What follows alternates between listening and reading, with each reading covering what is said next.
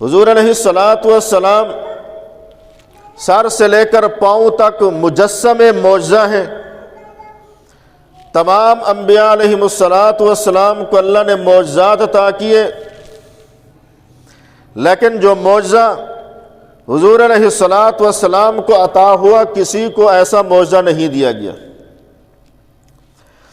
معجزہ کہتے ہیں کہ جو نبی کے ہاتھ سے صادر ہو اور پوری دنیا کو وہ عاجز کر دے، اور پیچھے طاقت اور قدرت اور حکمت اللہ تبارک و تعالیٰ کی کار فرما ہو، پوری دنیا مل جائے، معجزے کے مقابلے میں وہ عاجز آ جاتے ہیں۔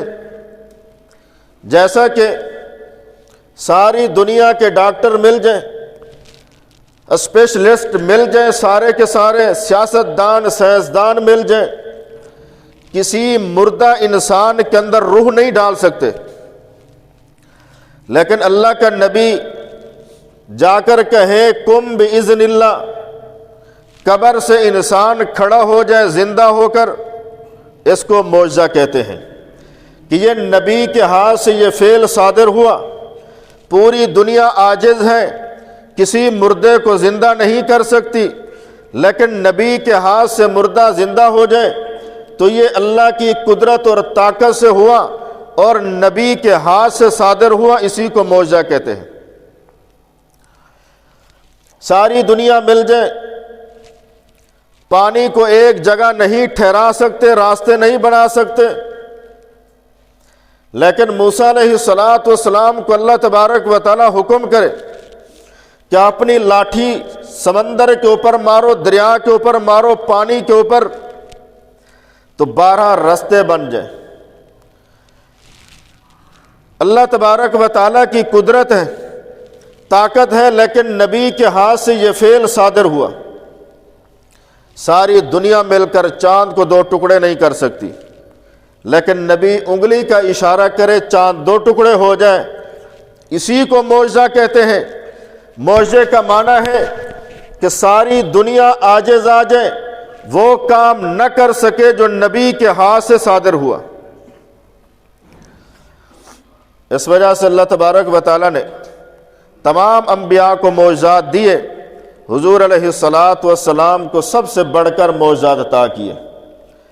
کبھی درختوں کو چلتا ہوا نہیں دیکھا، لیکن نبی اشارہ کرتا ہے اور درخت زمین کو چیرتے ہوئے نبی کے ارد گرد جمع ہو جائے، پھر نبی اشارہ کرے، پھر وہ درخت اپنی جگہ چلے جائیں، نبی اشارہ کرے، پتھر بول پڑے، نبی اشارہ کرے تو چاند کھلونا بن جائے، نبی کی انگلیوں سے پانی جاری ہو جائے، پہاڑ ہلنے لگ جائیں، تو یہ سارے کے سارے معجزات ہیں۔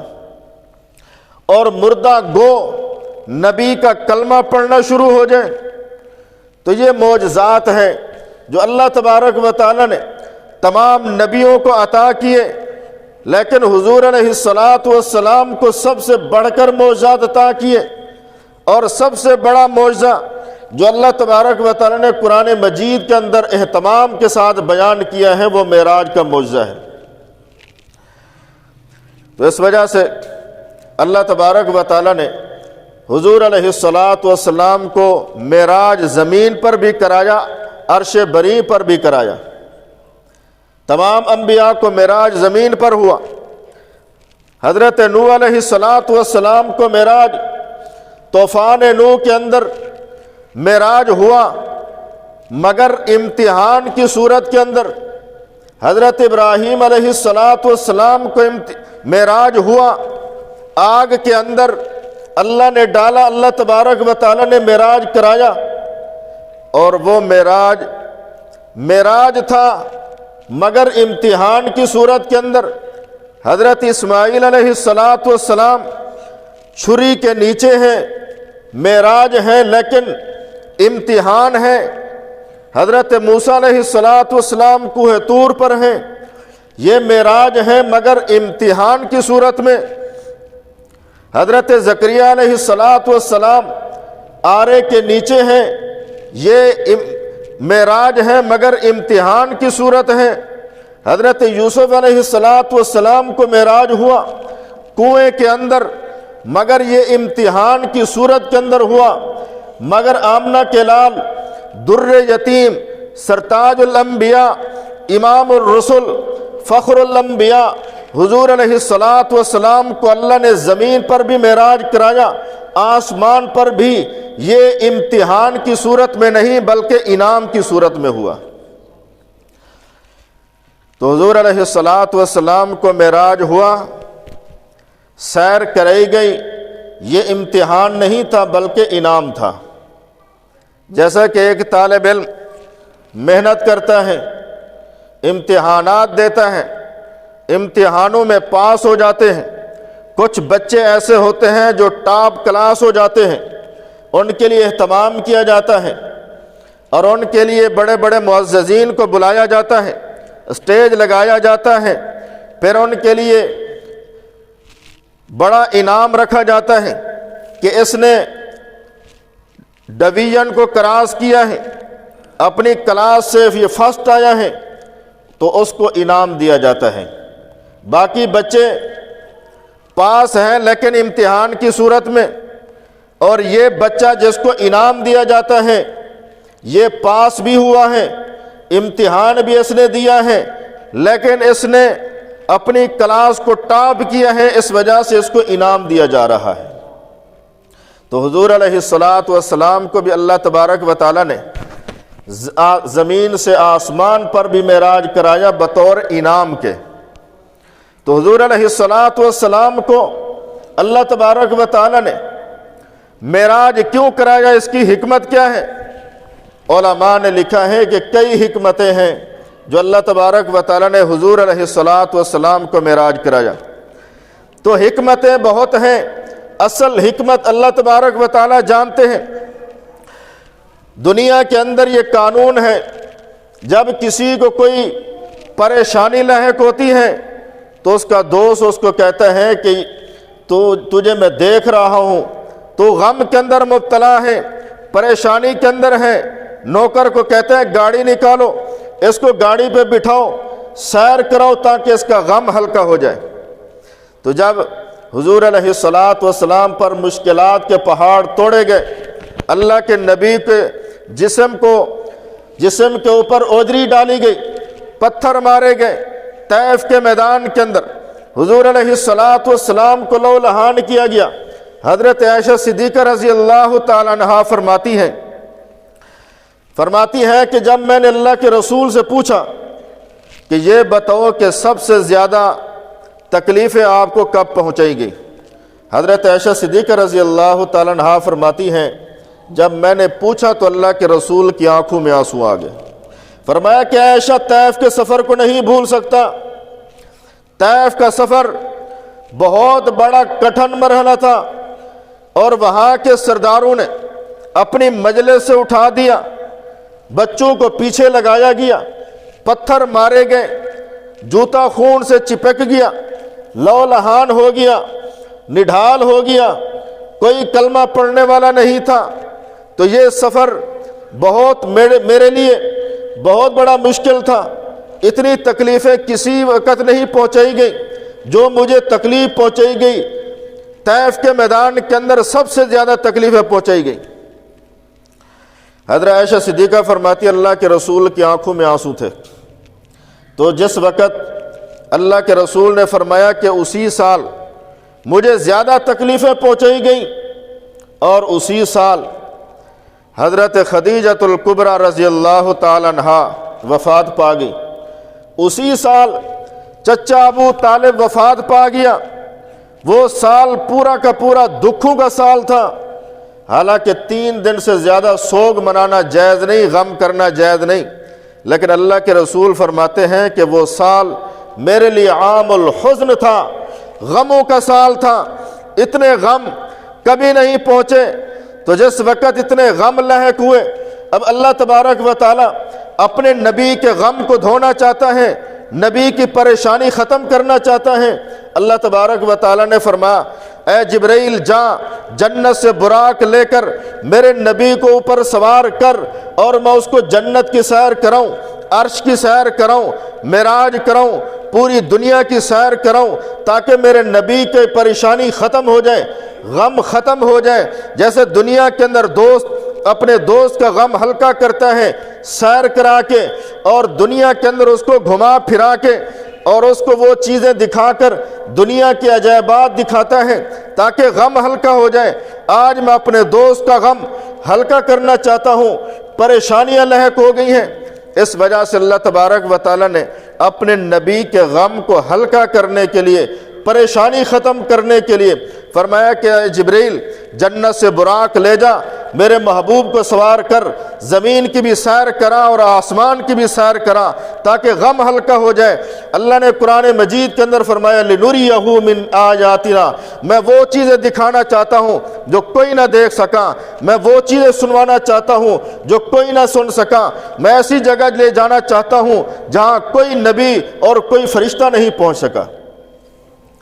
تو اس وجہ سے یہ حکمت تھی حضور علیہ الصلاۃ کو اللہ تبارک و تعالیٰ نے معراج کرائے۔ اور دوسری حکمت جو علماء فرماتے ہیں کہ وہ یہ حکمت ہے کہ دنیا کے اندر ہر انسان اپنا محبوب دکھاتا ہے تاکہ دنیا کو پتہ چل جائے کہ میرا دوست یہ ہے۔ تو اسی طرح حضرت یوسف علیہ السلام پر جس وقت تہمت لگی، زلیخا نے تہمت لگی، ان کی ہم اثر عورتوں نے کہا کہ اے زلیخا تو اپنے غلام پر فریفتہ ہو گئی، اس پر مر مٹی، تجھے شرم نہیں آئی؟ تو ایک بادشاہ کی بیوی ہے اور تو ایک بہت بڑی ملکہ ہے، غلام پر فریفتہ ہو گئی۔ تو زلیخا نے جس وقت یہ تانے سنے تو اس نے کہا کہ دیکھو اگر میں ان کو حسن یوسف بتاتی ہوں یہ نہیں سمجھیں گی، میں اگر یوسف کے کمالات ان کو بتانا شروع کروں یہ پگلی عورتیں ہیں نہیں سمجھیں گی، اس سے بہتر ہے کہ میں اپنا دوست یوسف دکھا دوں جس پر میں مر مٹی۔ تو اس نے ساری عورتوں کو دعوت دی۔ قرآن مجید کہتا ہے فروٹ ان کے سامنے رکھ دیے گئے، چھری پکڑا دی گئی تمام عورتوں کو کہ جب میں کہوں اس وقت پھلوں کو کاٹنا شروع کرنا۔ ادھر یوسف علیہ السلام کی منت کی کہ ایک کمرے میں بیٹھ جو، یہ منظر یوسف علیہ السلام کو معلوم نہیں تھا۔ تو جس وقت وہ ایک کمرے کے اندر اور ایک برآمدے میں عورتوں کی لائن لگی ہوئی تھی، فروٹ پڑے ہوئے تھے، چھری ان کے ہاتھ میں تھی، ادھر زلیخا نے یوسف علیہ السلام کی منت کی کہ یہاں سے اٹھو اس کمرے تک چلے جاؤ اور تمہارے لیے کوئی انتظام کیا گیا ہے۔ یوسف علیہ السلام اٹھے، نہیں پتہ تھا عورتیں جمع ہیں، کیا معاملہ ہونے والا ہے، وہاں سے اٹھے، برآمدے میں عورتیں بیٹھی تھیں۔ تو اس وقت زلیخا نے عورتوں کو حکم کیا کہ ان فروٹوں کو کاٹنا شروع کرو۔ جس وقت یوسف علیہ السلام کا حسین چہرہ ان کے سامنے آیا تو ادھر حکم ہوا فروٹ کاٹنا شروع کرو۔ تو انہوں نے یوسف علیہ السلام کو جس وقت دیکھا فروٹ کاٹنے کی بجائے اپنی انگلیاں کاٹ ڈالی۔ قرآن کہتا ہے وَقَطَّعْنَ أَيْدِيَهُنَّ وَقُلْنَ حَاشَ لِلَّهِ مَا هَذَا بَشَرًا، عورتیں کہنے لگی جس وقت ان کی انگلیاں کٹ گئی، ہاتھ کٹ گئے، کہنے لگی خدا کی قسم یہ انسان نہیں، یوسف علیہ السلام کوئی بہت بڑا فرشتہ معلوم ہوتا ہے۔